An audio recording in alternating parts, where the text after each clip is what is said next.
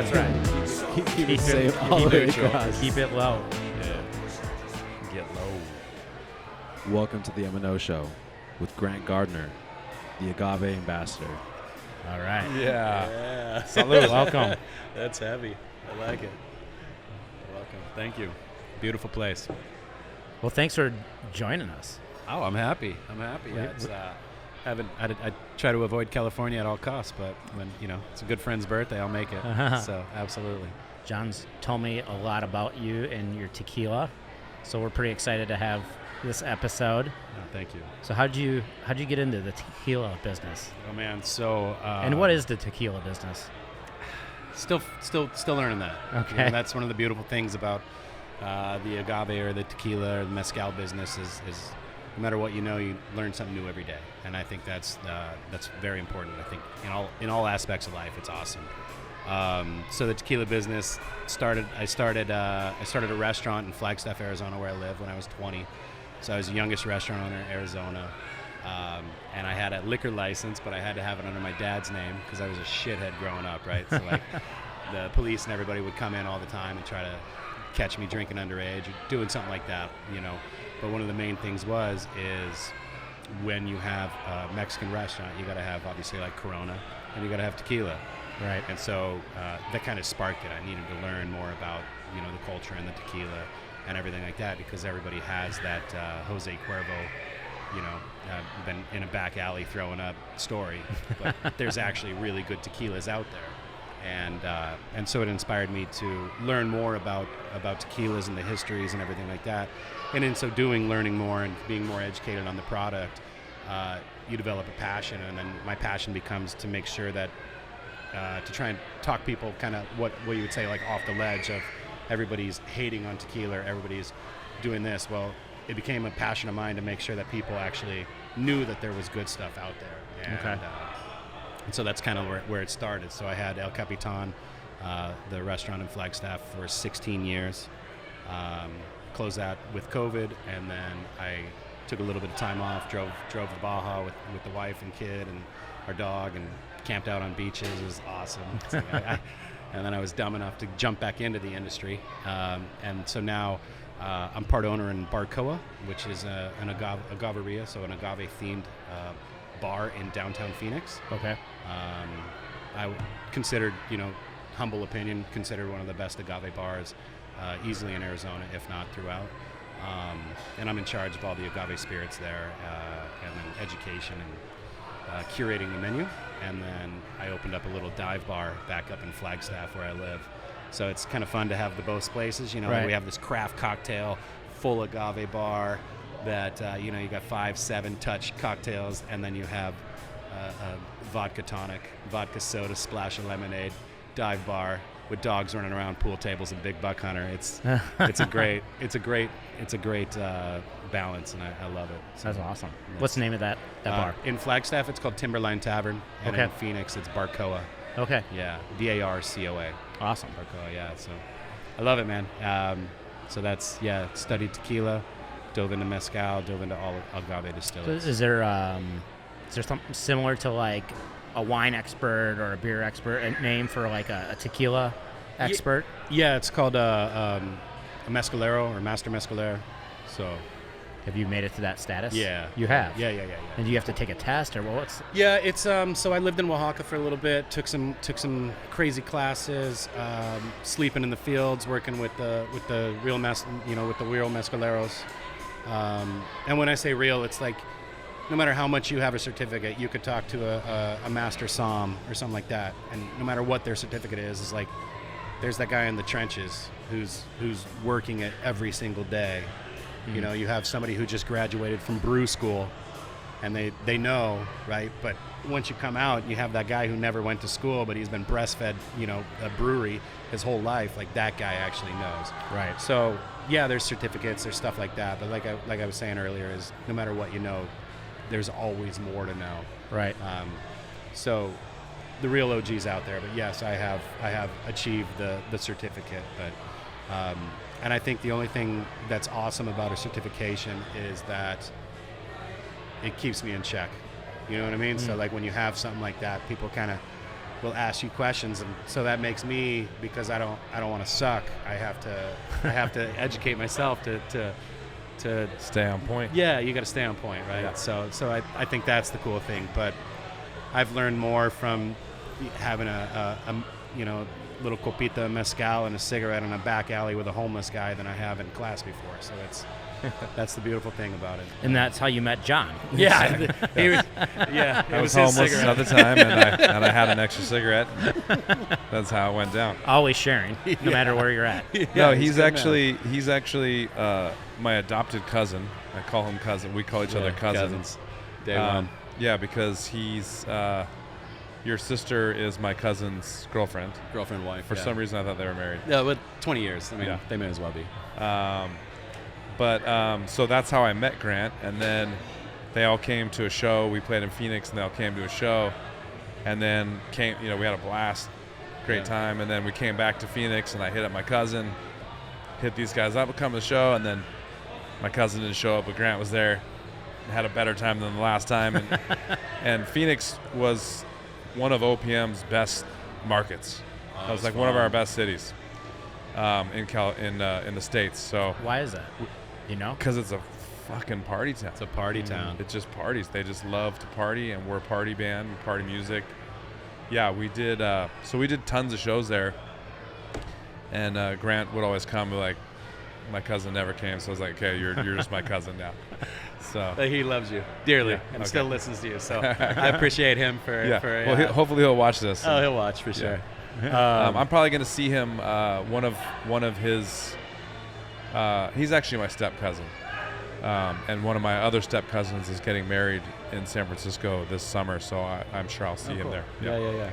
I haven't seen him in a while. I haven't seen his parents either. Yeah. So did you know of OPM before they came out? Through Ryan, through his cousin. Okay. So that's how. And I heard it, and I was like, dude, yeah, I like to party. Yeah. So and he came up to Flag one time and played in Flagstaff, opened for Pepper. Yep. And that was a party. You guys all came to El Cap. We had a good time. Cap, and we Big B tried to smash the burrito. The big burrito, yeah. What was the name of that burrito? Parangara Kutirimikwaro. This burrito. so What? Big B thought he could handle it. What would happen if he ate the whole thing? It was free, or it's funny. So when we first opened the restaurant, we had this burrito, bro. It looked like it was like 3 pounds of meat. of meat, and then you Just have rice, and then you have beans, and the looks on people's faces were just incredible. Like, one guy's like, "Oh my God, it looks like a newborn baby wrapped in a tortilla." More than one tortilla? Two 14-inch tortillas, and then it was stuffed. No joke. Yeah, and so we tried to name it. We're like, how do we name it some? So we named it Parangara Kutirimikwaro, which is it's a town in Mexico. And so we had the shirts, and it had it written out like this. So when you had your hands down, you couldn't see it, but you're like, it was this big, and then you could tell, right? Genius. Yeah, and so that's what he did. But yeah, B came in. He's like, nah, he felt like shit. Yeah, bro. no, he didn't even. He we didn't got even dent subpar it. B during Really? the concert. Yeah. Yeah. Yep. Couple No, Jaegers and some It was subpar it was B. a pound great of night. it was a pound of pound of beef, carnitas, pound of chicken, beef, chicken, Yeah. beef, chicken, Man. pork, man. Yeah. And then dude, it was gnarly. And he was like, "Oh, dude, all day." Because it was funny when we tour. Like we'd go to McDonald's, and he would order like the 50-piece chicken nuggets just to himself. Big B could put down a lot of food. Yeah. He's But a it big was guy. always, and like we did the steak in Texas. Like the 72-ounce steak or Yeah. whatever. Oh, that's awesome. But no, that burrito was a monster. It was a monster, yeah. It's huge. And Yeah. so originally when we first opened, it was the burrito was free. You got a T-shirt, and you got 20% off your tab, right? We had one table come in, and this small, like, Chinese dude, man, was sitting there, and he just was like, table of 15, drinks, everything. He's just sitting there all calm. This behemoth of a burrito comes out, and he crushes it in like 15 minutes. Damn. And then got sopapillas. And I remember I was blown away. You and still wanted to eat and more? we looked, and it was like $147 off the tab. And I was like, oh, hell no, dude. So I spent $147 the next week to redo our whole menu. And so now you got a free T-shirt, you got a picture. I was like, No more I can't keep 20%. doing that. Right. Wow. Yeah, but he did great. Sure he wasn't didn't sneaking even- some out to some Dude, other I think people? it was the hot dog guy. He killed it. He did so good. Wow. I was like, damn. I'm not mad. It was awesome. Yeah. Crazy. So I had to change it. But Well, that being said, now I'm starving. Right. I'm sure you're starving. You've dude, been I in the could car eat. all day. Absolutely. Let's grab some food. Let's do it. What do you want? All of it? Sure. Yeah. We want all of it. Grab yourself a slice, Josh, before you bring it over. Love it. Awesome. Oysters. Ooh, I love oysters. Oysters are bomb. Should we, I'm wondering if we should be drinking any tequila while we're eating this food. Right. We could do that. Absolutely. Should Absolutely. we get into it? Let's get into it. What do we got here? We got, what's that? This is the shrimp cocktail, Perfect. Baja style, chef's. So you want to salsa. pair We'll dive into a tequila? Blanco. Yeah. Okay. We'll get a Blanco. Grab the Tequila Ocho and the Tesoro. Those are both really good Blancos.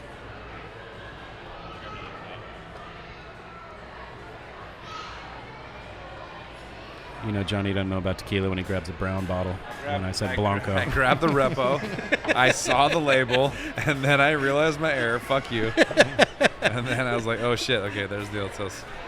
Okay, I have them both. All right. All right. I brought some legit. flutes. All right.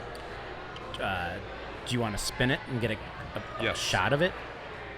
Josh, you want to get a shot of that guy with that camera, or do you want to do it with the handheld? You get the double action going on it. You get the double action going on it, the spinning and the. All right. All right. Are we waiting for him to do that? Sweet. All right. Well, we'll dive into the El Tesoro first. Okay. Really old brand. It's been around for 4 generations. This thing's gonna kick my butt. My mom's a dental hygienist. She's gonna get mad at me for using my teeth.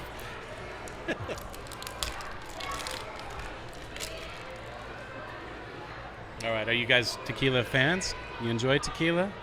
I do enjoy tequila. Okay.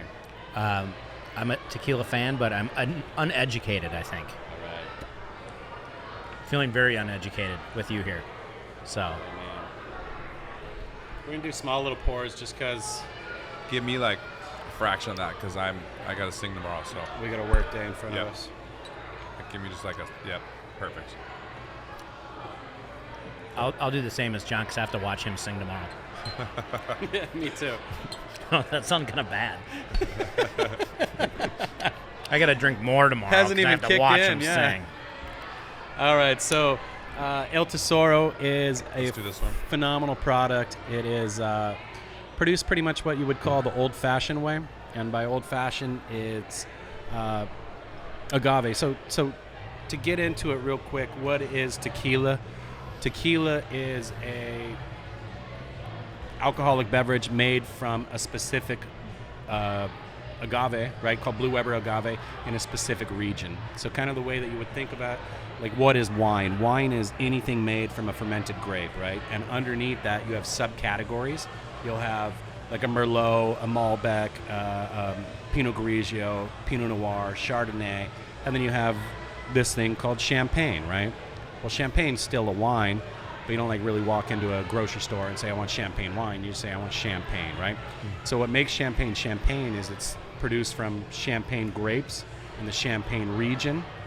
And if it's produced from essentially the same grapes, but outside of the region, then you're going to call it Brut or Prosecco or Headache or ruin the rest of your day. You know what a loud women voice is? Oh my God! You can call it whatever you want.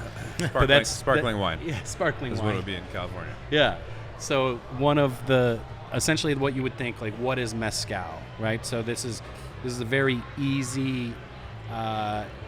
You're not going to hold the law against it, but an easy way to think about it. What is mezcal? Mezcal is essentially anything made from a cooked agave in Mexico, right?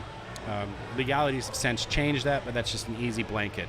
So anything made from cooked agave in Mexico. Underneath that, you could have varietals, just like the varietals of grape. You'll have like a Tepestate, Topasiche, Tobala, Samiana, Madre Quiche, and then Tequiliana or Blue Weber. Blue Weber is what tequila is made out of, which is a specific varietal, a singular varietal of agave, right? So tequila can only be produced in a certain region, a certain way, and outside of that, it's going to be called mezcal, or it's going to be called, if it's in the U.S., then it's a distillado, a distilled agave distillate or something like that, right? So the specific thing with the tequila is, like I said, it's one varietal. So El Tesoro is obviously, just like all the tequilas we're going to be trying, is made from Blue Weber agave, Tequiliana. And this is cooked in a conical steam oven. Essentially, it's steamed for 36 hours, and then it's fermented, or then it's milled. And the way that they mill this, like, how do you think of it? You would think of like a sweet potato.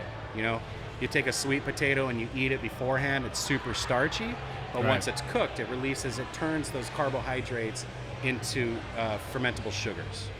And so that's what you're doing with a starchy tequila. Okay. And so once it's converted, the way that they macerate this agave is through a tahona. A tahona is like a 2,500 pound rock. Originally, you used to see it where the donkey's dragging it around and it's smushing the agave down.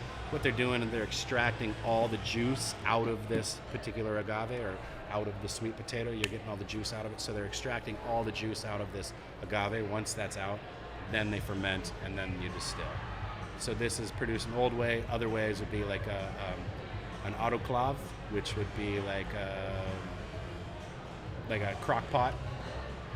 A diffuser, which would be like a what's that one that you have at home that cooks like your steaks in 40 seconds? Not an air fryer. The pressure cooker. Yeah, pressure cooker. Yeah, so like that would be like a pressure cooker. So you have a steamer, you have a pressure cooker, you have a crock pot, right? So that's kind of the simple way to think of it. So this is the old school traditional way. All right. So when you're drinking tequila, first you got to enjoy it, right? So what they say about tequila is it's a romantic spirit, right? Tequila, mezcal, basically agave distillates. It's a romantic spirit. The way you think of it is, like, this plant particularly took anywhere from 6 to 8 years to grow, right? And then on top of that, you had to harvest it, you had to let it ferment, you had to cook it. So we have like a 6.5 year, it's 7 years to get this in a glass. So if you take the last 7 years of your life, do you want somebody shooting it? You take 7 years of your life, you pour it into an ounce. Do you want somebody shooting it, or do you want them to come along on the journey with you, right? Yeah. So that's why they call it a romantic spirit. So 3 ways to smell it, okay? So directly under your nose. Okay, when you smell it under your nose, you're going to get a little bit more alcohol, a little bit more earthy. Come out, come in. At a 45, now you're smelling a lot more sweetness. See that? And so what you're doing is you're training your brain essentially what you're going to start tasting. The next way to smell it, this is my favorite one, I get to watch people do it all the time. The next way to smell it is at a 45, but a deep inhale in with your mouth open, and then focus on the back of your tongue. And when you focus on the back of your tongue, you're going to start to get the flavors. So there's a way to do it, but I like to watch people look like a fool first, so I'm going to let you guys go ahead and do it. Are you just going to do it, or are you going to let us see? No, go ahead. Yeah, go look like a fool. See, so you focus on the back of your tongue, you start to taste it, right? So right there, you're going to know it's going to be a little sweet. It's going to be, you're going to get a little bit of that herbal flavors, a little bit of the stone, right? How dumb did I look? You don't look very dumb. I did? No, you look like you know what you're doing. Let's see what you're doing. Yeah. So realistically, the easy way. Did I do that wrong? That was good. No. You look very surprised. I wonder what's he tasting. It's so surprising. That's one of the fun things is when I do tastings at Barcoa and I teach them that one, right? All of a sudden, like at the end of the class, I'll walk up and we'll have a super busy bar, and you'll look over and you'll see people going, and I'm like, yes, they learned. But realistically, you just keep your mouth open and breathe. So put your nose in there, breathe through your mouth. Because it's all connected. I was doing all three. I was doing all three again. At the same time. I was reviewing. Always. Yeah. Okay, So now you know, right? Now. And then what they'd call this works particularly better for higher proof spirits. So anything like 45 and above, like mezcal or anything like that. It's called a kiss technique. So what you do is you take a small sip, swish it around your mouth, and you immediately blow out, right? When you're at the bar and you take that shot, you get the little tequila shakes, right? Well, that's because what happened is, as you took that shake, And then immediately afterwards, you breathed in. Well, what happens? All the alcohol vapors go into your lungs, and that's what causes you to shake. So if you sip, swirl, swallow, blow out right afterwards, then you don't get those shakes. Wait, so you're supposed to inhale before you take the sip then? No, you don't need to inhale at all. So small one, right?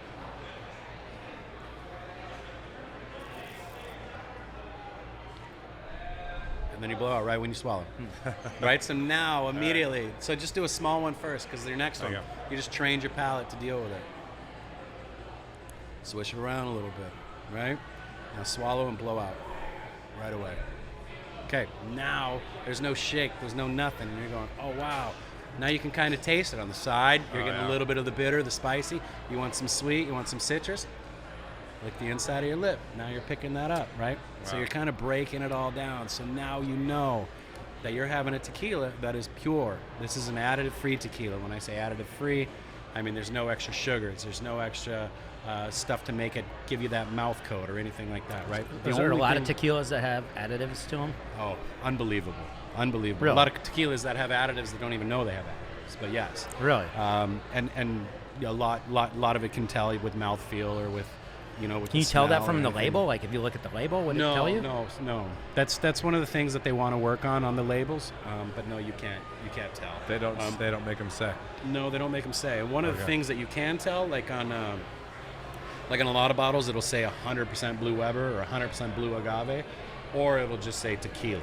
When it says just tequila, like back up. That's when it's a mixto. A mixto is it has to have, by regulation, the CRT, the regulatory of tequila, you have to have 51% of agave and then 49% of some other type of fermentable sugars, like the Jose Cuervo Gold that we all have. That is usually like corn sugars to help it go, right? Huh. So another one that's out there that's actually really good called a mixto, which most mixtos you kind of want to avoid. A specific mixto is called Taquileño, and I think we have that. That's 70% Blue Weber agave, 30% piloncillo, which piloncillo is like the hard brown sugar cane from Mexico, which is awesome. But so now on your second sip, you're going to be able to pick up more flavors, right?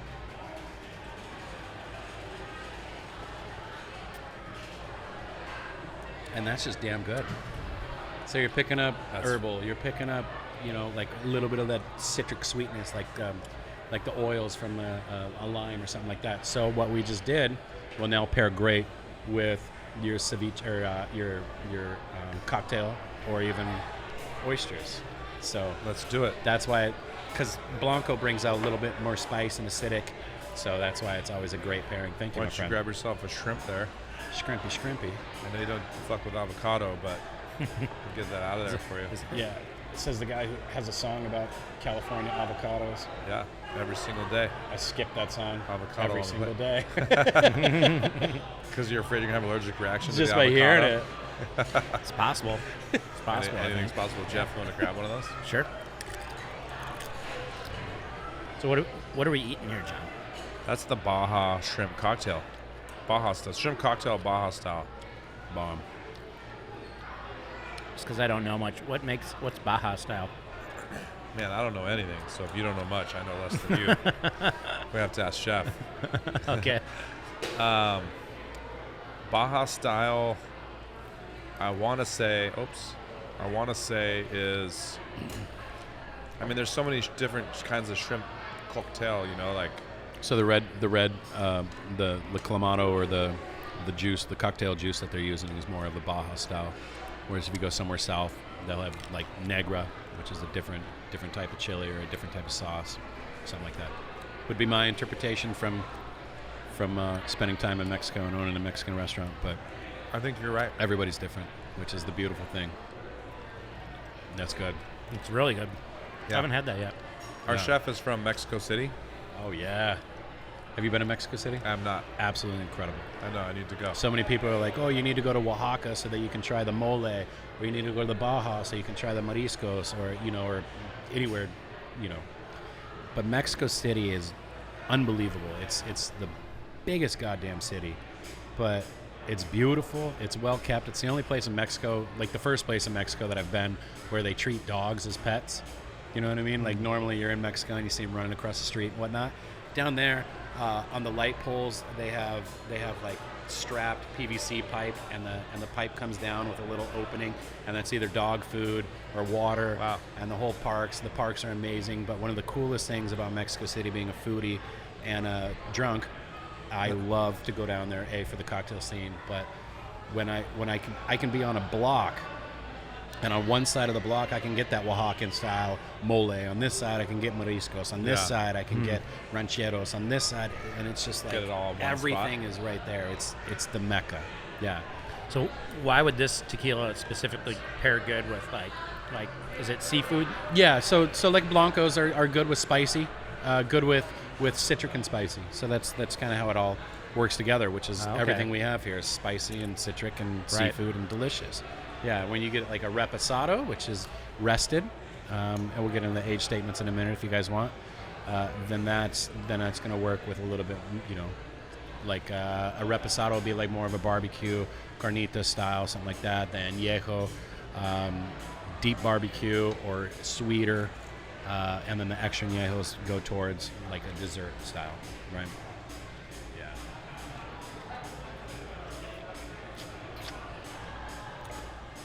Yeah, that's good. I'm gonna grab one more of these shrimps before we move on to the. Should we do the next tequila and then go into the oysters? Yeah, let's do it. You got that? Some avocados. This is beautiful. Oh.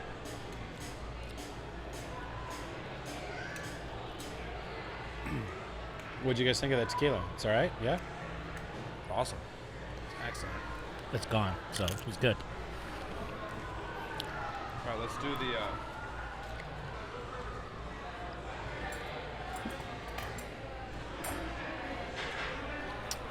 The blowing out after you drink it, Kind of wild, right? so common sense. Now that you think about it. So when you get into, I'll taste you on some mezcals or something higher proof. When you get into that, that's where it's really important. Right. Because that's where it really Yeah, gets you. why would you want to You're inhale that training into your palate. lungs? Yeah. Yeah. So Tequila Ocho is actually produced by the same gentleman, Carlos Camarena, of the El Tesoro.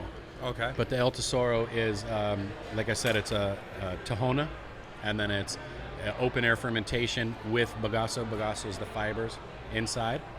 And then this is another one of their products. This was started in 2008 by Don Tomas Estes, which was a mentor for me. Really difficult for me to even talk about without crying. Like he was a very special person. He was the kind of person that you could be outside in a group of thousands of people, and if he's talking to you somehow or another, he made you feel like you were the important one, and he was listening to you. He was just a genuine, great human, and he's the one that slowly pushed me to get into mezcal, but he also was a mentor for me in the tequila industry. I met him actually 8 years ago in New Orleans last week. He ended up passing away, but one of the unique things about Tequila Ocho is instead of the Tahona, they use a roller mill. The roller mill you would think of as like a, sorry mate, the roller mill you would think of as like, remember the movie Fargo, where they threw the body into the wood grinder, the wood chipper? Right. So that's essentially like what a roller mill is. They take these cooked agaves, they throw it into that thing, and it squishes them down like a Tahona would, and then they run it through a multiple process to squeeze out all the fermentable sugars and juices out of it, and then they ferment and then they distill. One of the unique things about the Tequila Ocho is they started something called single estate, right? So when you look at like a single estate, like you think of bigger brands. Well, let's think of this whole entire thing as a agave field, right? Well, what most places would do is they'd see all these and they'd go through and they'd harvest every single one of the mature agaves, right? Well, what Tequila Ocho would notice is this one's a little bit lower in the ice and it's closer to the cocktail sauce, right? So in the same sense, they'd be like, okay, this particular field of agaves gets more sunlight than anybody else, and down here there's a stream. Whereas this one up here gets less sunlight and it gets, and it has a darker soil. And this one over here is in the light all the time. So he realized terroir driven, like flavors driven by naturally earth given qualities. He realized that each one's different. So rather than harvesting from all of these like a big brand would do, they would only harvest whatever was available out of this lot or this estate, and this estate, and this estate, because he realized everyone's different. So Tequila Ocho, if you look at the bottom of the bottle, this one's San Geronimo. And so that's a specific single estate, where like my favorite one in 2020 was La Loma, and my favorite tequila is San Agustin, right? So the beautiful thing about Tequila Ocho is it's influenced by members of the wine society, essentially, right? Some sommeliers and everything like that, on how important terroir is. And so the cool thing about it is every Blanco that you try, like I've been down there and I tried 9 different Blancos, and all of them were completely different, right? Where we think one tequila is a tequila, right? But it's not. And so they were highlighting that. And so on the back of the bottle, it says nose and notes, so it kind of gives you ideas of what you're having. But if I really like this San Geronimo, like go out and buy it, because you're not going to find it again, because it's only a single estate, and that's the estate. San Agustin's been produced twice, Refugee's been produced twice, but it's 8 or 9 years in between. So it's like if you find it, like at home, I have a couple cases of La Loma from 2020 because that was the shit, and I don't know if I'll get it again. So it's like that's the cool thing about Tequila Ocho. They started the single estate, so other brands are starting to do that now. But same thing, sip, respect, love it. So this is going to be a little bit lighter. It's awesome. Another fun thing when you're smelling, each nostril smells different. So have you ever seen people that are kind of going like this? That's why. It's a lot of weird stuff. It just depends how far you want to go, you know what I mean? Yeah, that's going to pair great with an oyster. See how it's completely different than the last one? Oh, yeah. So that's what's fun, is a lot of people think tequila is just tequila. But it's not. There's so much to it. Yeah, night and day. Oyster it up. Want me to make you one? Sure. How do you do them? However you do it. However, huh?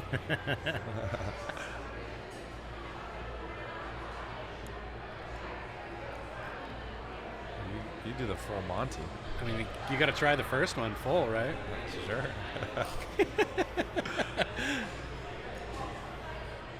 You in? You want Oh, one? yeah. Make 3 of those bad boys. Oh, yeah.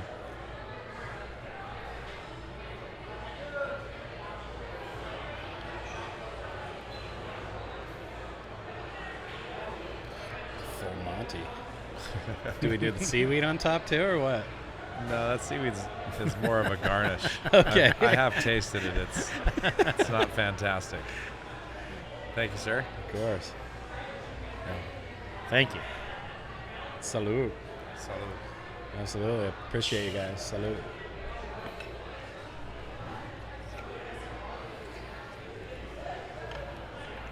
Are you guys a chew the oyster kind of people, or are you? Oh yeah, I'm a chewer. Okay.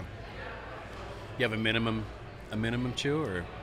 I don't know. I've never counted. Are you? I think I'm a minimum 3. You Oh, got to yeah. do it. Oh, Yeah. really? Yeah, at least 3. Yeah. Yeah. Yeah, I definitely don't just slurp it down. Yeah. I want to. I think you did. Taste it Yeah, a because little I think you kind of lose the bit. Yeah. opportunity to taste it. You got That was to. a great tasting oyster. It's the full Monty. I don't know what kind these are. These are. It's good. That was really I'll good. find out. These are bomb. Mm-hmm. I felt like I just took a dip in the ocean. Yeah. Yeah, I like it. I could crush all those. I could crush a dozen quick. I love oysters. All right, so do you guys know the age statements of tequila? So the repos are. Well, so I guess a Blanco is not aged, right? Right. Well, it can be, I mean, but yeah. somewhat. A repo is minimum. Oh, the wheels are grinding. I love it. I'm gonna mess this up. Well, it's got to be less than 10 years, right? Because Oh, yeah. Yeah, way less than 10 Because the, years. Yeah. is it 4? No, so all right. So Blanco is 0 to 2 months. Okay. 0 to 2 months. Not many brands will age their tequila, and when we speak of aging, it has to be aged in oak, right? Okay. Any tequila that is aged has to be oak, right? But especially as of recently, there's a lot more experimental things coming out. Like you got limousine oak, champagne or limousine oak, French oak, Hungarian oak. Obviously American oak, which would be like Jack Daniels and stuff like that, right? Virgin oak barrels, which haven't been used for anything else. They're going into Merlot and stuff like that now. So, Okay. But it has to be oak. So 0 to 2 months would be a Blanco. 2 months to 12 months would be a Reposado. Reposado just means rested. Añejo. What do you mean by rested? So it's rested inside the barrels, right? Okay, So gotcha. like these barrels right behind us, in front of me, but behind you. Essentially, that's what they're going to be aging in, right? So out of that, that's what, like 249 bottles in 249 liters in a barrel like that. So they'll be aging. So Reposado is anywhere from 2 months to gracias. 2 months to 12 months. An añejo is 12 months to 3 years, and then an extra añejo is 3 years and more. 3 or more. Okay. 3 or more. Okay. So añejo meaning like a year, basically. Right? Añejo, So- añejo just means aged. Okay. So Blanco, Joven, unaged. Reposado, rested. Añejo, aged. Yeah. Extra añejo, extra aged. Extra right? age, over 3 years. 3 years and over. Okay. Yep. Exactly. So, God, these are so good.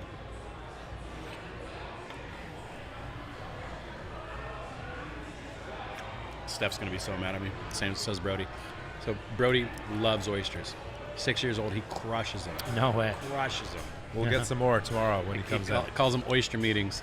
So Nice. we had a friend in Mexico. He's another restaurant owner, and we live. I've lost friends because they live 10 minutes away in Flagstaff. Like that seems like it's the other side of town. Like, you live 10 minutes away, man. I don't know if I'll see you. You know what I mean? And so he owns a few restaurants, and we seem to see each other more in Mexico than we do in town, right? So anytime funny. we're in Mexico, he's like, hey, let's meet up for an oyster meeting. And then we go and we do shop talk, and obviously we're slurping some oysters, having a good time. Thank you, my friend.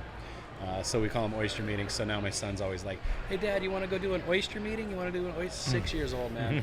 And he loves them. That's awesome.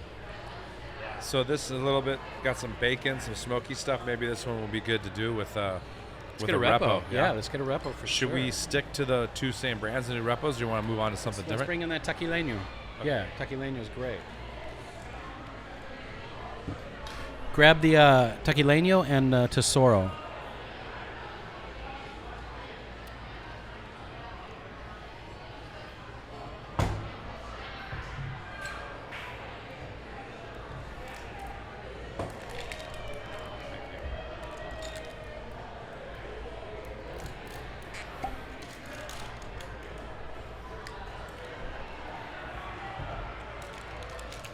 Start with this one. Yeah, let's do that. Absolutely.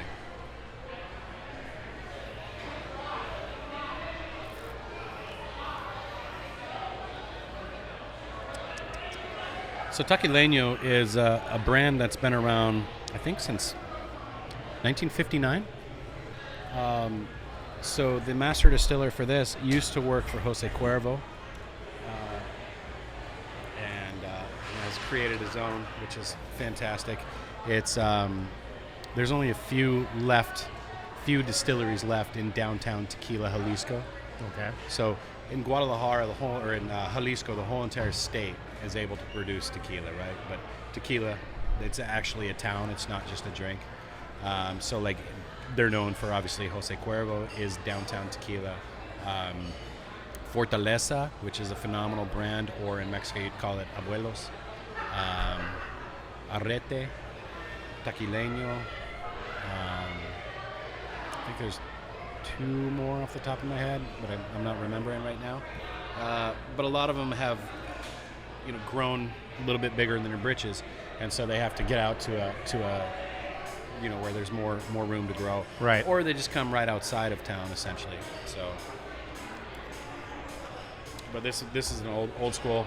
Great. If you guys ever make it down there, they have a hotel on the premises that is just 5-star beautiful. So earlier I was talking about additive free tequilas. Right. And so by law, the law that regulates tequila, you're allowed 1% by volume of each bottle, which 1% doesn't seem like a lot, right? Right. But if you take like a clear bottle, you take a clear bottle like that Tequila Ocho bottle that was clear, you take a clear bottle and you put 5 drops of green food coloring in there. What's going to happen? That thing's going to turn super green. You put 6 in there, it's going to be dark green, right? But by volume, it's still less than 1%. Wow. You know what I mean? So you don't think of that. So like the top 4 additives in the sweetened tequilas that we're all accustomed to is glycerin, which that does is it creates like a mouthfeel, right? So like a buttery mouthfeel. So when you're drinking it, you're like, oak extract, so that it tastes a little bit more oaky, like it's been sitting in a barrel longer. Vanilla and caramel, right? Mm-hmm. Those are pretty much the tops. There are some others, and then on top of that, you got to think like it's a concentrate. You know, you got your wife at home, and she's doing the Dola drops. What are those called? The oil drops to make the house smell good. Like, okay. It's a concentrate. You put one of those in there, and all of a sudden it's like, whoa, right? Right. So think of 6 oak extract concentrate into 1 bottle of clear, right? All of a sudden you have something that's completely different, even though it's still 1%. On top of that, another way to think about it would be like you take your hot cup of water in the morning and you put a tea bag in it, right?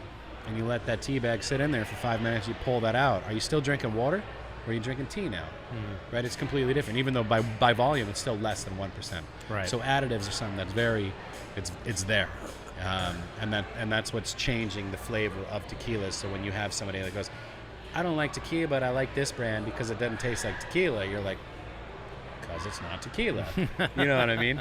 So I prefer to drink. I'm kind of like a traditionalist. I prefer to drink the purest form of agave distillates. I prefer blancos. Yep. Because there's less influence and flavors. But if I'm drinking anything aged, then I prefer obviously additive free. So this one is a delicious one. Yes, it's a reposado taquileño from downtown. It's yummy. Small sip, and then try it with like the pepperoni would be really good.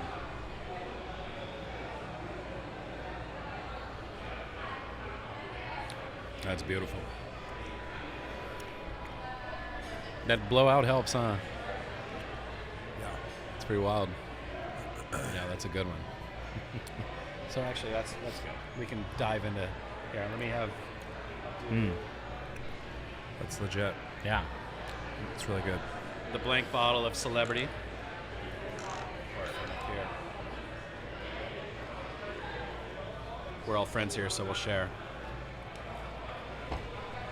We won't mention it by name, but we can mention the celebrity. I'm just kidding. He has a few movies. All right, so when you taste this, it just looks thicker, kind of runs. So when you I don't want to tell anybody. I want you guys to decide for yourself. Yeah. Okay. Don't want to influence.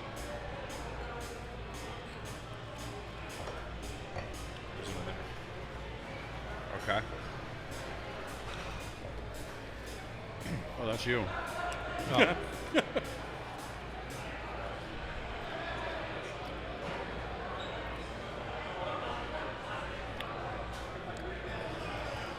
It tastes disgusting now, actually, after drinking the other ones. It does. It tastes like chemicals. Right. Holy shit. So, but if you do it the other way, then all of a sudden you taste this and you go, that's really harsh. But if you do it properly and you taste a quality brand, a quality tequila, where they're producing pride, history, and passion, as opposed to adding a zero to somebody's bank account when they don't need it, there's a big difference. You know what I mean? Yeah. Wow. That does not taste good at all. No. And there is an oily Yeah, coats the roof of your mouth. There's I'll leave the an oily- bottle for you guys, so you guys can have it. So, no problem. No problem. You don't even want to taste it. No, I don't even want to. Now it's not even a pairing You with the already- food. Now I just want to eat the food to get it taste out of my mouth. It's funny. It's like That's crazy. it's the first time I've ever bought that bottle. It's funny that I want to say because like probably wouldn't pay this much attention to the process, you know, like if we were just sitting here doing it like, hey, let's try this and try that, whatever, like, but the fact that we've gone down this rabbit hole of like, you know, the depth that we're paying attention to the detail in this stuff or whatever, like, because I mean I've definitely drank this before. Oh yeah. We drank this at my house on the 4th of July. Yeah. I've bought it multiple times. Yeah. Never again. No. No, crazy. and for some, So what would someone buy? Doesn't know much about tequila. Right. Wants a good quality, non-additive crazy. tequila. yeah. So all right. So you're looking at a good quality non-additive tequila. This is the Añejo. I don't know what it costs. I bought the little bottle and it was $40. I walked out of there and almost cried. So for like an Añejo, let's say it's like $63. All right. So you have like Azuña. You have, if I go alphabetical order, Arete, Azuña. No, I won't do that. I'm special, but not that bad. Arete, Azuña, Legado, Cascawin, Tequila What do you Ocho. think about Legato?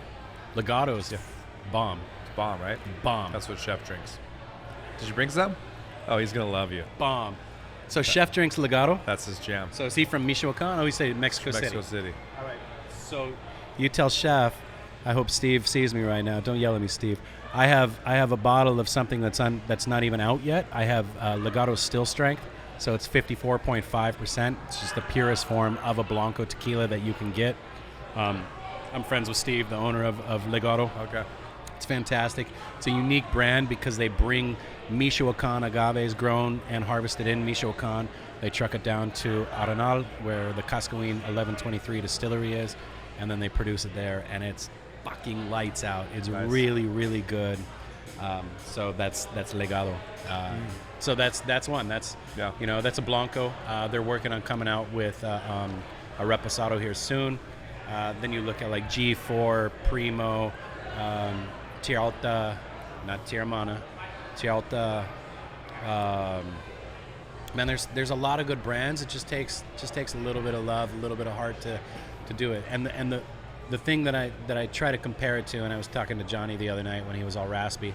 I was telling him that it's like when you go to a town outside of the town that you live in, you want to go to the ma and pa places. You don't want to go to the Chili's or the Applebee's. Some people do because they know what they're getting, Right. which is the same thing. Like every brand of a celebrity brand or something like that, I know what I'm getting, and it's all tastes the same. But it shouldn't taste the same because it's such a unique process, and you're dealing with something that's growing out of the ground, and it's gonna just like our basil plant. Like sometimes you have to move it around your house to get more light. Well, think of agave, so everything is going to be a little bit different. Right. So inconsistencies make magic, as opposed to something consistent is boring, right? Yeah. So Yeah. you go to the It's mom like and pop music. place. You should, It's like music. We talk about that music all the time. Yeah. Yeah, shop at the call them mom and pop happy places. accidents. Yes, Yeah. exactly. Yeah. Well, Exactly. also like if you guys were just doing rock Yeah. or trying to just do reggae, or you know what I mean? It's the fusion of things. Yeah. Exactly. And then those happy accidents. Yeah, and then just instantly reminded me of like when you like we do a thing in recording. It's called comping. Oh, you're making a comp of the best vocal track, right? So I'll basically sing. Let's say I'm singing a hook.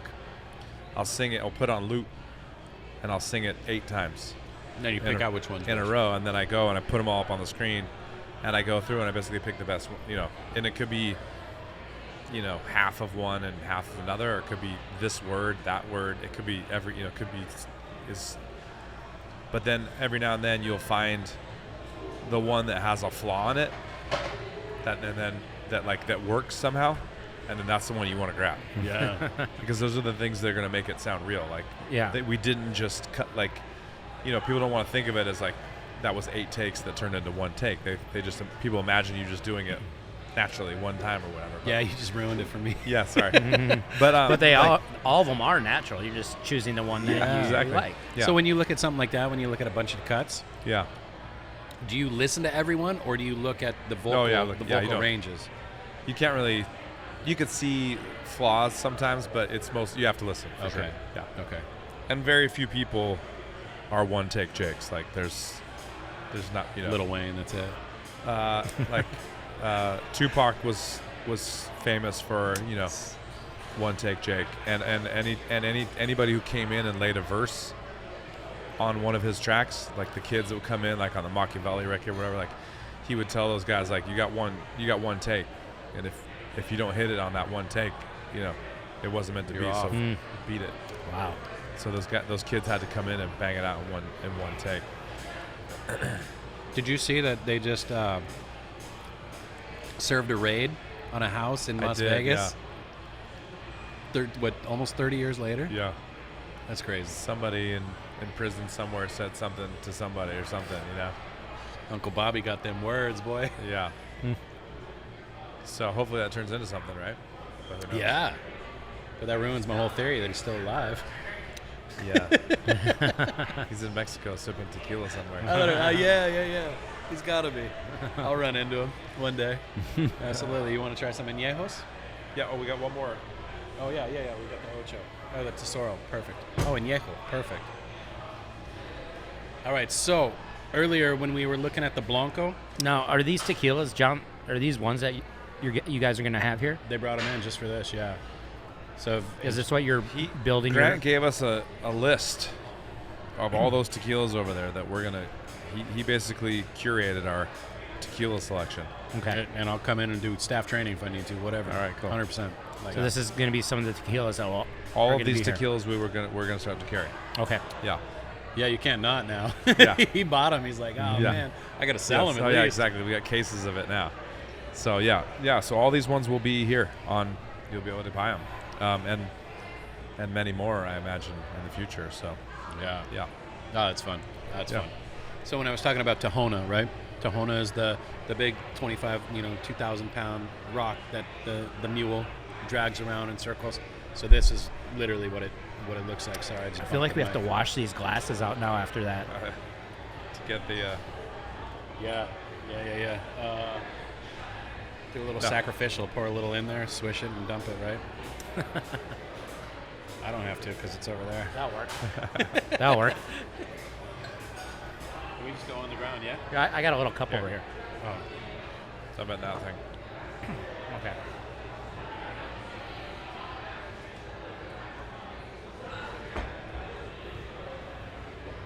Oh, thank you.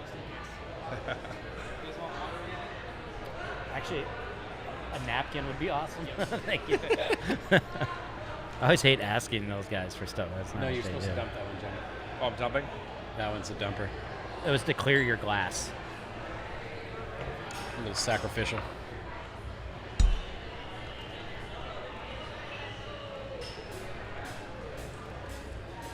Okay. El Tesoro. Sorro.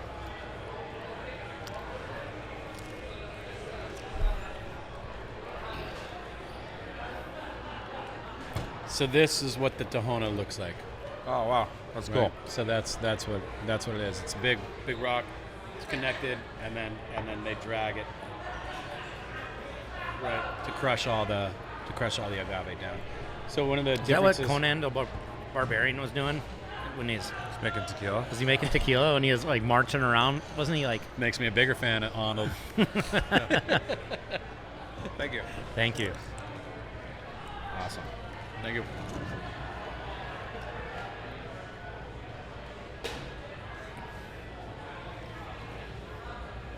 Tyler says he's going to bring you down some throat lozenges in between your tequila tasting. I don't know if that'd be a good thing. It wouldn't make it taste good. It'd help my throat though. Tastes like what I just gave him. You gave me some throat coat. Throat coat. That doesn't sound good. You guys got to keep that to yourself, I think. Yeah, I don't know, that that's throat public coat. information. Cut that. Sounds You like guys it. never had throat coat? Nope. There's a tea called Gave throat it up coat. for Lent. Shit. There's a tea called throat coat. There's a tea called I throat coat. was with you on that one. It just keeps going. All right. Okay. Perfect. El Tesoro. So in the industry, there Cool. is. This one have a higher ABV. This one smells. No, it's going to be a little hotter, but it's not higher. So Smells they hot. used Jim Beam barrels. Essentially, wow. what they do is they take these Jim Beam barrels, they age for El Tesoro, and then they pass them down to another brand that's produced at the same nom. Nom's essentially like an address of what is being produced at a certain location. They pass it down to Tapatio, and then after Tapatio has it, they passed it down to Tequila Ocho, right? So the producer, this is Carlos Camarena, and then his brother is Felipe Camarena. And so they're brothers, but they like to butt heads like brothers do, which is beautiful. But between the both of them, they battle back and forth of who has the best distillery, essentially in the highlands of Mexico. And it's a lot of fun. So like Felipe has G4, Chialta, Volans, Primo, and then Carlos will have like Tesoro, Tapatio, Ocho, Currado, Villalobos. So the competitiveness Not Villalobos. works out that's awful. well for everybody. Yeah, it works out well for everybody. So I encourage it. You know, competitives breed success, right? Right. So let's keep letting them fight because they make magic. That's awesome. I said Villalobos. It's not Villalobos. I apologize. It's not that.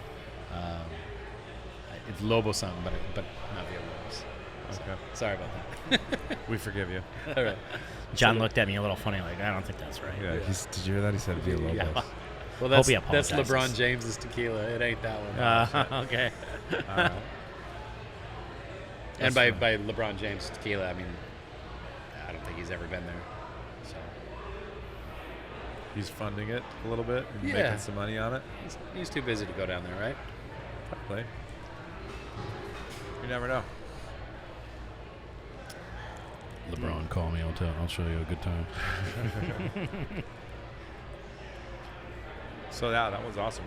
Yeah, and then I got a mezcal because you told me you don't like mezcal, so we're gonna Right. dive into that. Absolutely, absolutely. It's like I said earlier, my whole thing's trying to make sure that when somebody talks bad about a spirit I love, I try to convince John, them you don't like otherwise. smoky spirits either, do you?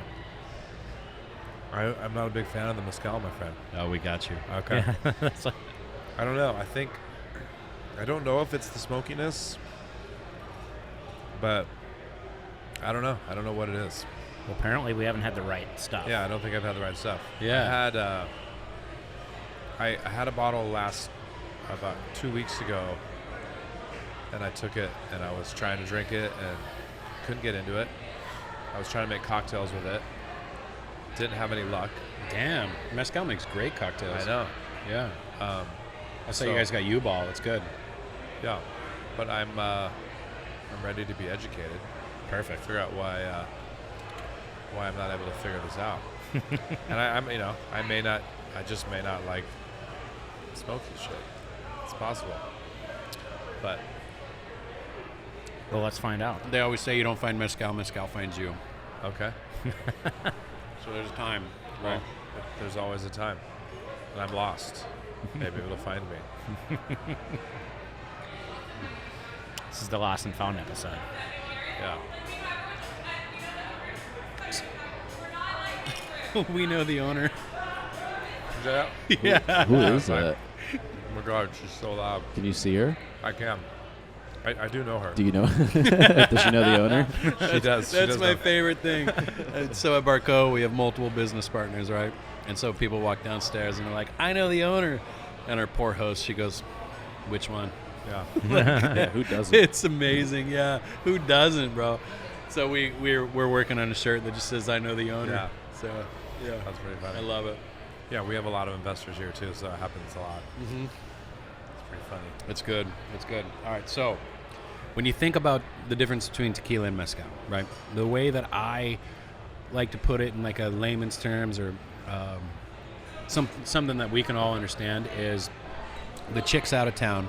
I want a steak and a baked potato, right? Well, no one else is around. I don't got to impress anybody. So I take that baked potato, and I take a wet paper towel, and I wrap it around the baked potato. I throw that bitch in the microwave for 12 minutes, right? It pops out, opens up, my hands are on fire, I get it up, and then I put all the little fixings into it, right?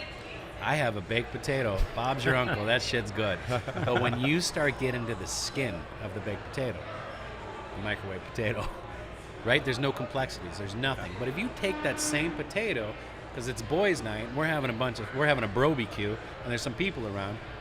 We're gonna take that baked potato. We're gonna wrap it in tinfoil. We're gonna throw it on the frickin' the barbecue for like 45 minutes before we even put our steak on it, right? So it's sitting there. But when you take that baked potato out, you still got the hot hands. You still add everything you want.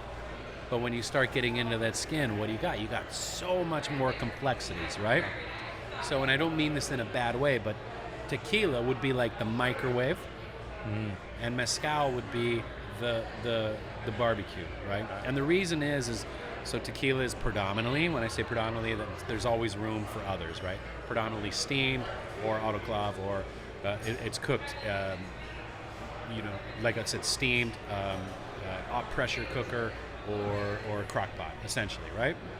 Whereas mezcal is cooked like we're having a frat party and we dig a big pit and we have the biggest fire on the planet, and then we take that fire and we slowly fill that fire up with river rocks. Well, all the heat expands to the rocks, right? And when you go to like the hot gym, the dry sauna, and you put a little spoonful of water on that river rock, what happens? It steams, right? So you're still having steam, even though there's not a steamer, even though you're not in the wet sauna. So that's kind of like what the difference would be. So you have this molten hot river rocks or volcanic rocks, and then they cover these rocks with bagasso or pancas, so with expired fibers, or with the death leaves that they cut off the agave, right? You know, everybody knows what an agave is, right? Obviously, so you're walking your dog and you see the little agave, those things that poke you that fucking hurt, those are pancas. So they take those because there's moisture in them. They'll cover the rocks, the volcanic or the river rocks, whatever it is. They'll cover the rocks, and then they'll put all the agave on top, like a luau, where you put the pig under and you take it back out 3 days later, and then you have this beautiful, delicious pig that you're gonna eat. Well, it's the same thing. They cover these river rocks with some moisture, all the agave, and then burlap sack, and then they bury the whole entire thing. 3 to 5 days later, they come and they pull these agaves out. Essentially, it's still been steamed, right? Because there was moisture blocking the way, but it wasn't in like a wet sauna. It's the dry sauna, right? And so it's cooked. You've turned those carbohydrates and starches into fermentable sugars. But what that does is, like a barbecue, it brings out a little more complexities, right? So you're tasting something completely different.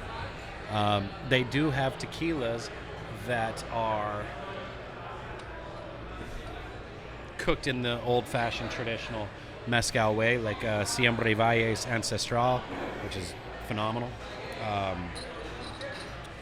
But when you have a mezcal that's overly smoky, that could possibly be, it deals with the cuts. So you have cuts just like wine. I don't know. I don't think beers have cuts, do they? It's just all kind of the same, right? But when you're like dealing with wines, you have heads, tails, and body. You're dealing with mezcals or agave or whiskeys or gins or vodkas. You have heads, tails, and body, or colas, puntas, and equipo, right? Or bodies.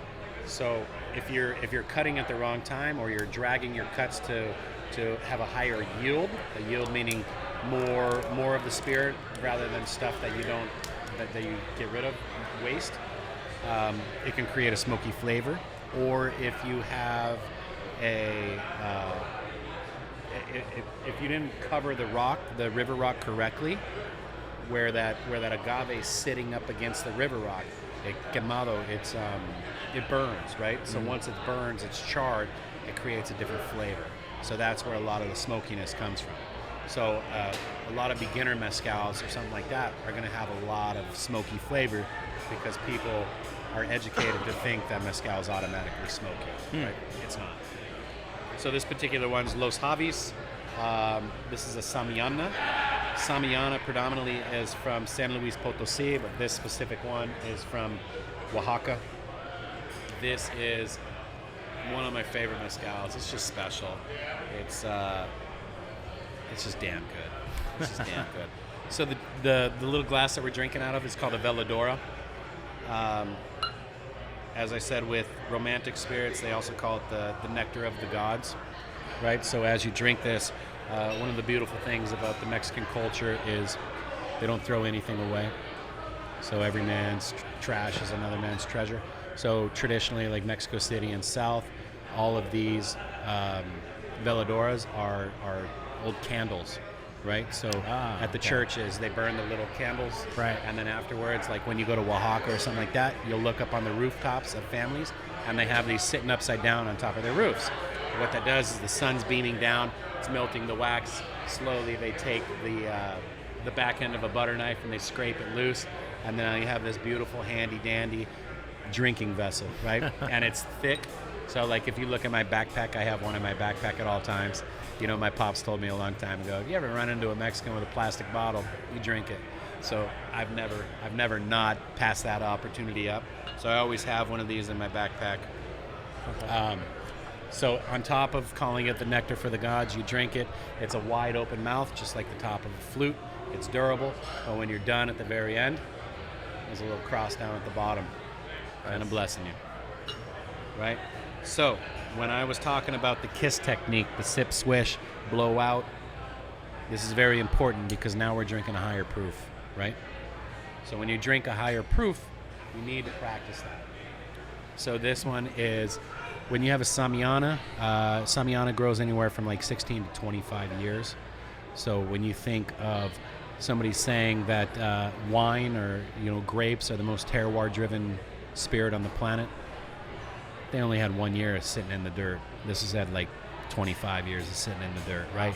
So you think of the droughts, the multiple droughts, the multiple years of floods, maybe fires, maybe something, and every one of those, just like a ring on a tree.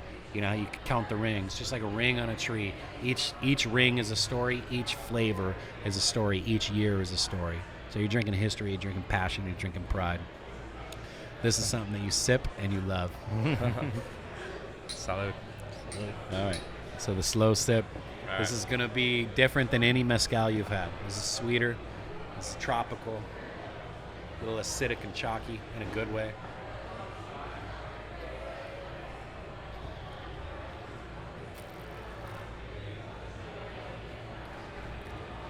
And if it's not you, that's fine. Pour it in my glass. But it's way different than any mezcal you've had. And it's crazy to think that we're working with agave on everything that we've tasted today. It's fun.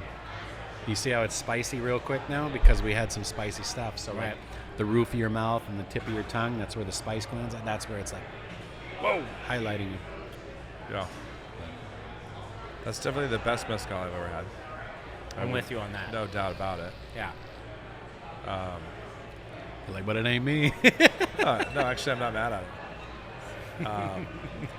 But it is weird. Like, I mean, the first smell you can smell, it literally smells like campfire. Yeah, campfire. Smoke. Yeah. You know, like you can smell the smoke. Yeah. And what's funny too, on top of that, is the more mezcal you drink, then you don't taste any smoke, right? Really? Because you kind of just like, as It's like eating spicy food. You get a little bit, and then you want a little bit more. You just get used to it. More. well, what you're trained to kind of break down the flavors, right? And the first flavor is always one that you kind of like, with the smokiness. That's the one that you throw out. So now, that's why the short sip and the small sip is important, because you're bypassing that smokiness, right? Because now what you're doing when you're licking your cheeks, when you're doing something like that, you're not tasting smoke. You're tasting the acidic. You're tasting the little papaya, the pineapple, right? You're tasting the citric flavors, the tropical flavors of it. Because now when you're licking your mouth, very in the very, very back, you can kind of get that little remnants of smoke. But everything else, if you concentrate on it, you get it. But everything else on the front end is vibrant and beautiful. Yeah, there's definitely more complexity to this than the tequilas. I would agree. There's definitely a lot more going on. A lot more going on. Yeah. I still taste the smoke. Yeah. Yeah, the smoke's there for sure. For me. But like you said, there's a whole It's lot an of- untrained palate over here, Yeah. Oops, sorry. There's some, no, that's really good. Can you grab that bottle? I was throw it up on the thing so we get a shot of that. I don't know if it's available in the U.S. No, this is like something only you can get in Mexico. Yeah.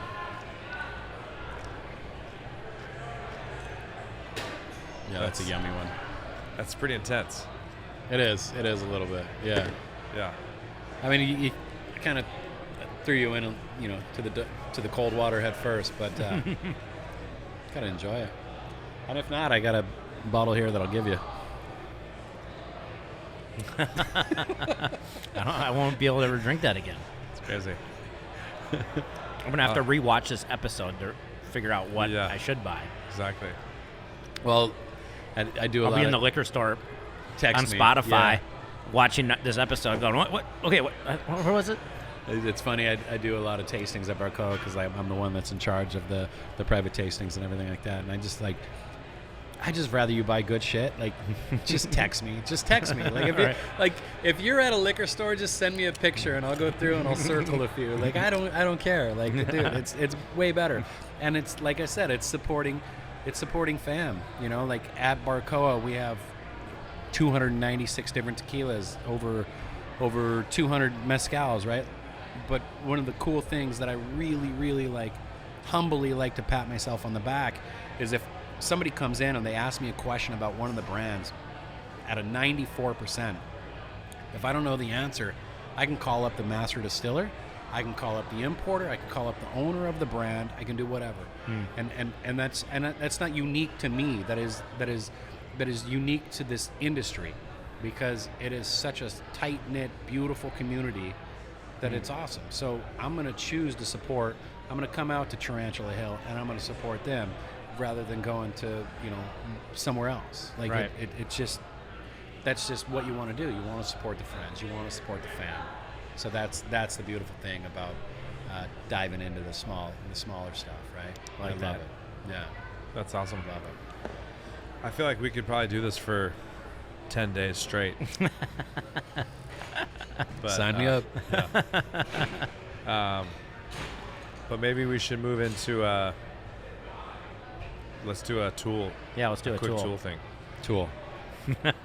Welcome What'd you call me? to our world. So tool is theory of overall logic. It's a little segment we do on the show. You've been kicking all kinds of wisdom and knowledge tonight, talking about some of the fundamentals of tool. You're talking about always be ready to keep learning, like white belt mentality. There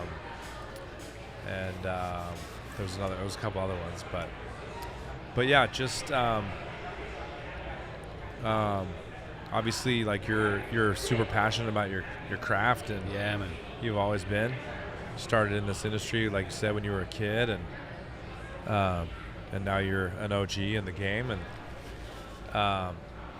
just share something that's a tool that you have in your toolbox inside your head. That's like something that something maybe that you teach your son every day. That just kind of fundamentals on just getting through life, kind of stuff, and succeeding. Yeah. Man, that's heavy. Yeah.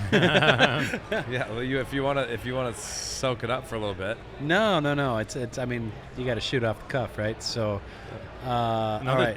Yeah, another way you can look at it too is like something you wish you could have told yourself when you were younger. Maybe when you first opened your first restaurant when you were 20. Something that you know now.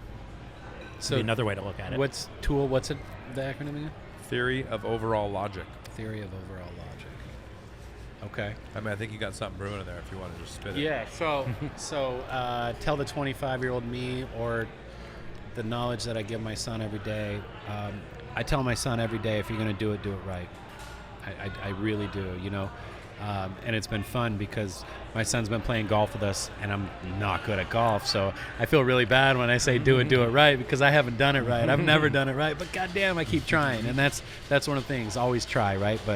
But the fun thing is, like, we'll go out play golf with my pops and my brother and Brody and I. Brody's my son, and my dad will hit out of bounds, right? My dad's a good golfer, but every once in a while, he's human. So he hit out of bounds, and Brody will look at him and go, do better. You know what I mean? I'm like, yes, because that like, competition is incredible. You need it. You need it to be healthy. So if you're going to do it right. And I don't care how many tries it takes, do it right. You know what I mean? Because in the process of trying to do it right, you're going to only get better. Yeah. You may never do it right. I'll never do this right. I'll never know what I need to know. I'll never be educated to where it is. But I think the most beautiful thing about that's what I love about agave is no matter how much I know, I'll never know enough.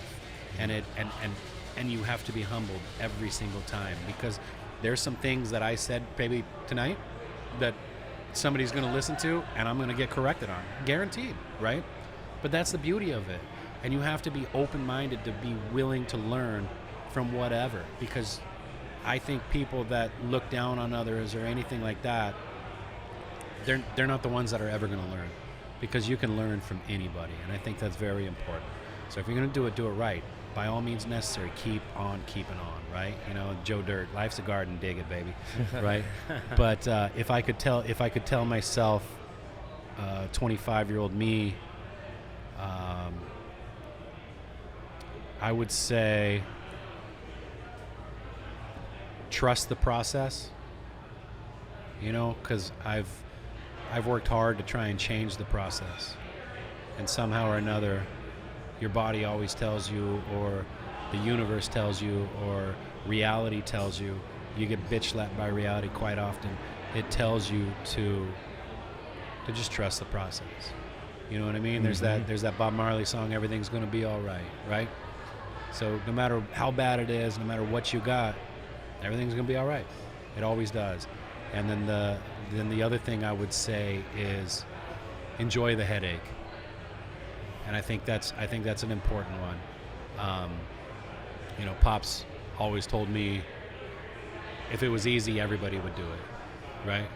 Yeah. Well, if you look at it from the opposite side, that means you're gonna have a headache, and it's not good. Yeah. But the reason you have a headache is because you're grinding, because you're trying, right? Yeah.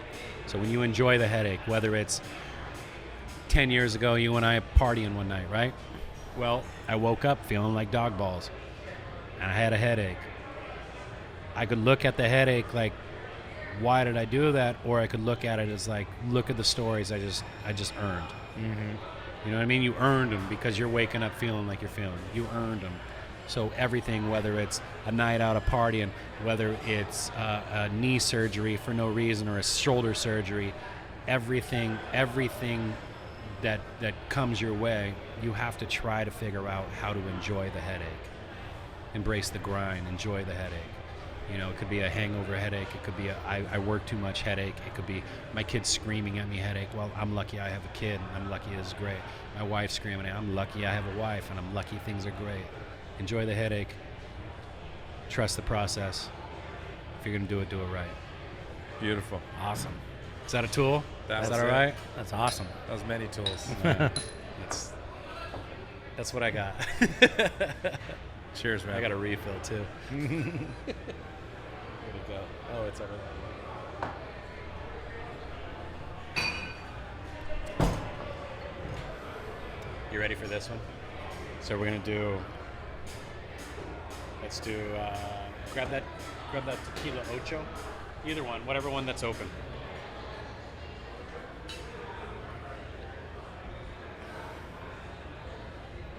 Would you hand me a napkin, please? Mm-hmm. I'll hand you all of them. All right, so this is called mind blowing, yeah. So we're gonna taste it from a veladora, from a copita, and usually I do this with mezcal, but you guys are still a little soft on the handshake, so we'll go with the tequila ocho.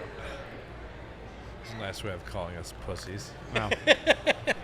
I'm okay with that. Soft on the handshake. I think, the soft handshake, you can be a deceptive person with that, though. You know what I mean?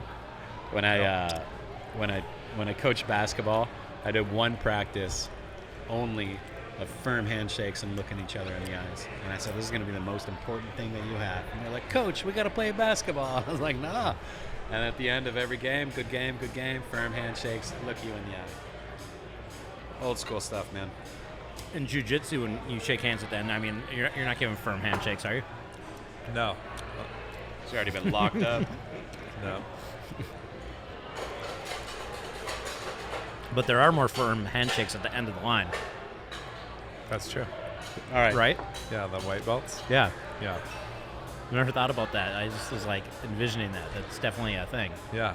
Life's a white belt. Yeah, they get firmer and more awkward. Yes. There's some weird ones coming out. Or the. Yeah, exactly. All right, so Okay. we have Veladora, Copita, and Jicara, right? Okay. So this is more traditional in the mezcal industry. So the Veladora is pretty much the classic, what a lot of people drink out of, more accessible. Copita, a lot of people in the fields have something like that. Good. And then the Jicara, it's more of like what the mezcaleros will drink from or how they test the ABV. Also, it's one of the purest forms of tasting the spirit, right? Okay. So try each one, just a sip of each one, and focus on the flavors of each one. It's Okay. You saw me pour it. It's all the exact same spirit. Yeah. We're sharing. Or do you want me to pour another one? No, that's okay. John's 6. So Yeah, might be those are 6. his. Oh, we got you then. I brought doubles. Don't worry about it. I'll watch John's reaction. All right. Do you see these, Josh? Should I hold them in my camera up here? So this is number 1. So you're playing the game now. I know. This one's T.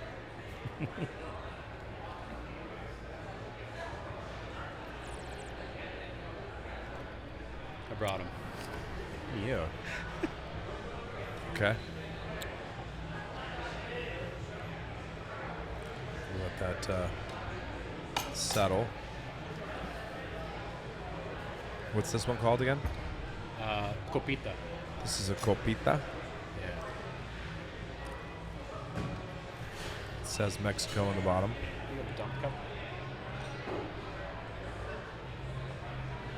The dump, there's that one there too.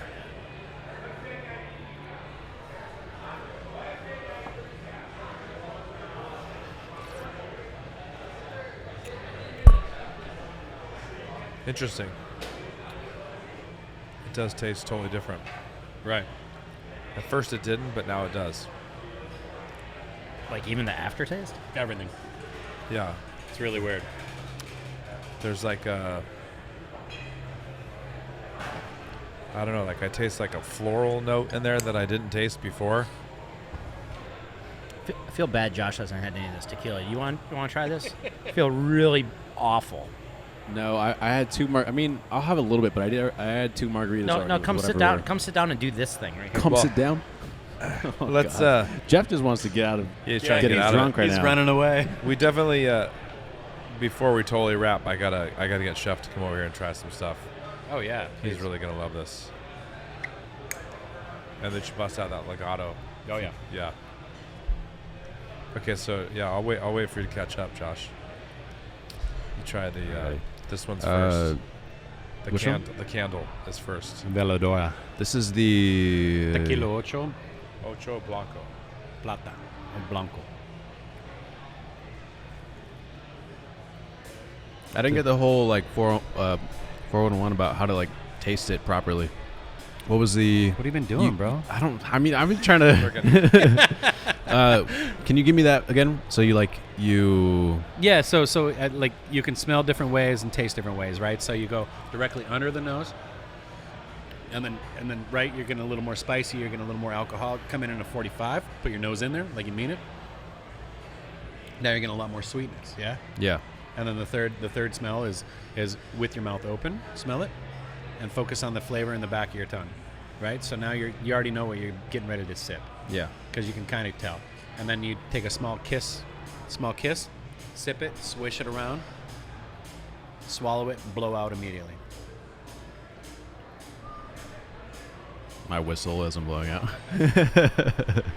Okay. right? So you just essentially you trained your palate for know what you're getting ready Yeah. to. So your next sip of it, you're going to be able to tell a little bit more. You're going to be able to break down more flavors. Got it. So Which one did you do next? but what we're trying here is it's literally the same spirit. And so in the beer world that you've dove into so deliciously head first, it's very important the glasses that you use. And so what I'm kind of demonstrating is it's important on the glasses that you use. Yeah. You know, whether you're using a flute or what is this, Pilsner glass, or what, a brandy glass? I don't know anything about glass, bro. I drink Tecates and I those drink are tequila. Tulips, Tulips. like a Belgian style. Right. But it's all very important to what you're Yeah, producing, exactly. right? So something. You coming tomorrow? You gonna be here tomorrow? You gonna be here tomorrow?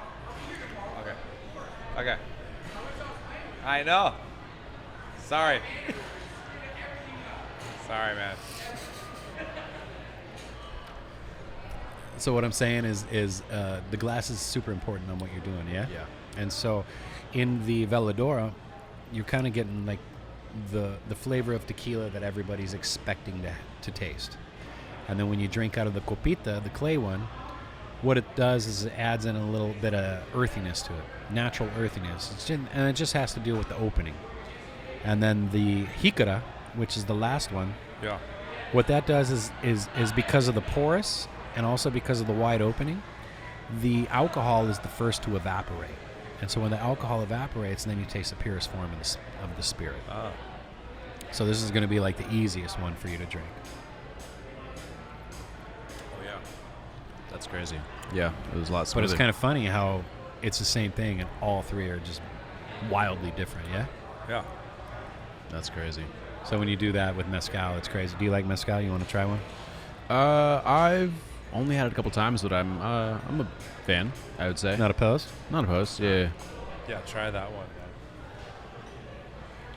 Let's do a shot with us three at the table with all the tequila bottles on the table. On the table? Okay. All right. I don't like We can move the food off and just put the tequila bottles down. This is a Blanco, or? So it's a Samiana. So like I said, depending on how deep you guys wanted to go, mezcal is predominantly unaged. Oh, got you. They do age it, but mostly it's unaged, and that's because they want to highlight the natural flavors of what the agave is. Yeah. So this is agave Samiana.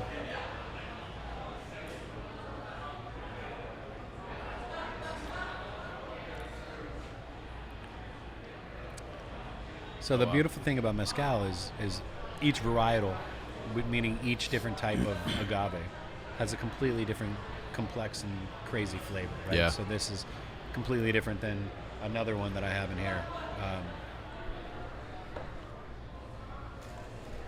So this is Barreño. Here, try this one compared to that one. See, he didn't shake like you guys, so he gets a little bit more of the mezcal.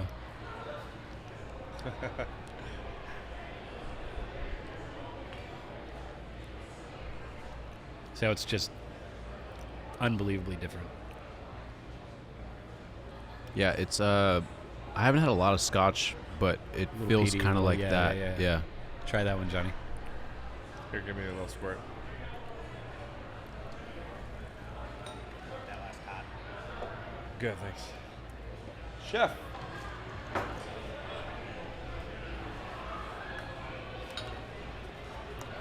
I'm gonna check everything's still good. Okay.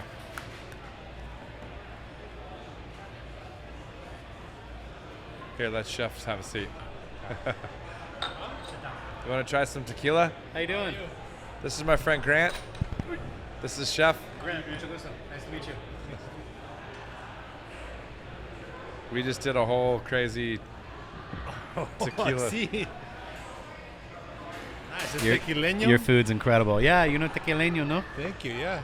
Tequila ocho. Holy shit, you guys got a good shit here. He told me you might know Legado. Do you know Yeah. Gran Legado? Yeah. So Steve's one of my good friends.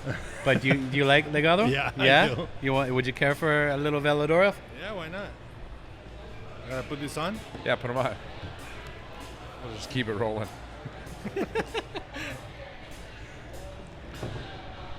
All right. So like I was saying earlier, the unique thing about the legado is it's Michoacan agave, right? Michoacan. So it's Michoacan, and then it's harvested in Michoacan, and then it's brought down to Arenal, which is where Cascoin is located, and then Chava from Cascoin is the one that produces it. I better pour some for myself. Me too, por favor. That one is good. This one's really good. Oh, fuck yeah. Yeah. That one was good. Everything we've had so far is really good. Tequila Ocho. Yeah. Ocho's great. Yep. So they told me you're from Mexico City, I'm from Mexico City. but you guys don't call it DF anymore, huh? I don't know. I still call it the DF. That's what somebody yelled at me the other day for saying DF. And I'm like, it's always DF. DF, yeah. But all right, so Legado, did you try it yet? I haven't tried that one. Oh man.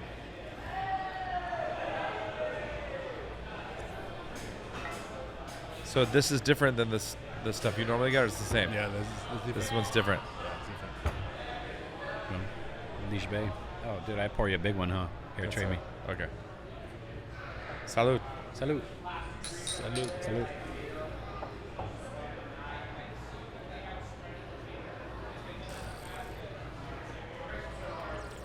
Yeah, that's good. That's good. It's really good. Yeah. And then if you like Legado, I have a special one in the bag that I'll share with you guys. Yes? You want you? Yeah, I love Legado.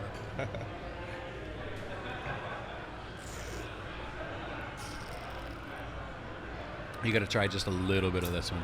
Okay. It's 54.5%. So when you're doing tequila, water is incredibly important, right? And the reason you think about it is you have something that comes out of the still at, this one's 54.5, or you have something that comes out of the still at 60%. Well, what do you got to do? You got to water it down to the 40%, right? To what the American palate's used to. Like Jack Daniel's 40%, Jim Beam, Captain Morgan, vodkas, those are all 40%, right? That's what we're used to. And then on top of that, there's a different tax bracket, importation tax or alcohol tax. Recover, quick. That's all right. I'll go that way. So water is extremely important. Like I'm not going to try and make a tequila out of Phoenix water. You know what I mean? Because it's awful. So what you have to do is you have to take that 60%, which means it's 60% alcohol, 40% water, in order to create a liquid, and you have to convert it to 60% water, 40% alcohol, right? So that's when water is extremely important. So like with G4 or Tequila Ocho or Volans or any of those like special brands, that's where you're either doing rainwater, double distilled water, well water, something like that, right? So water is super important. So that's why I'm saying, like, I don't know, you've been to Phoenix, it's the worst goddamn water on the planet. So you ain't making tequila out of that, right? No. So when you're doing something with still strength, water's not overly important because that's what you just use for the fermentation process. You don't use to cut the still down. So this particular one is Legado, but it's their still strength. So it's 54.5%. It's still not out. It's still not in the U.S. So it's, as you can see, it's just written on a little sticky note. Yeah. I just got this 2 weeks ago when I was in Mexico. Which part of Mexico? I was just in all over Guadalajara. So we went to 8 different tequila distilleries.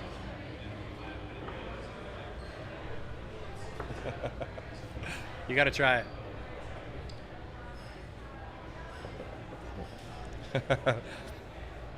Holy shit. We'll wait for you, Jeff. Well, This is a pure agave. it's puro agave. See? Puro agave, yeah. Thank you, guys. Thank you. Cheers. Welcome to the rabbit hole. Puro chingón. Salud.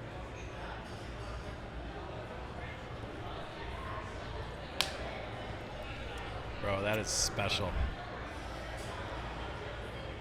That's That is intense. special. That's very different than everything else we've had. Push my mom in traffic for that bottle, bro. That bottle is This is when you good. get the lime and the salt, right? Ah, This well, type. no. No, that's good the way it is. I know. Yeah, you don't But in need. Mexico, that's what they do. Yeah. Well, they don't drink still strength down there, but yeah. Do you know the whole story, like, between the lime and salt? Like, originally with the lime, like on Corona. So, you know, Corona with the lime. So, originally what that was is the lime was to cover the bottle top, right? So that the flies didn't fly into it. Yeah. And then the lime, if you're down there and you put lime around the edge of your drink, keeps the flies from landing on it. So that's where it started. Right. But then people see it and they're like, oh, well, that adds flavor. And then it slowly became added flavor. Yeah. And then the lime and salt, there's two different stories on that. One of them had to do with some type of flu. I want to say swine flu, but don't quote me on that. I don't know. And then the other was to dehydrate and create people to drink more. So that's what it was. So like if you do an old school shot of tequila and you need a fruit, chase it with an orange, because the citrus in a lime is a lot more acidic, right? So it opens up your tongue pores, and that's what makes it burn more.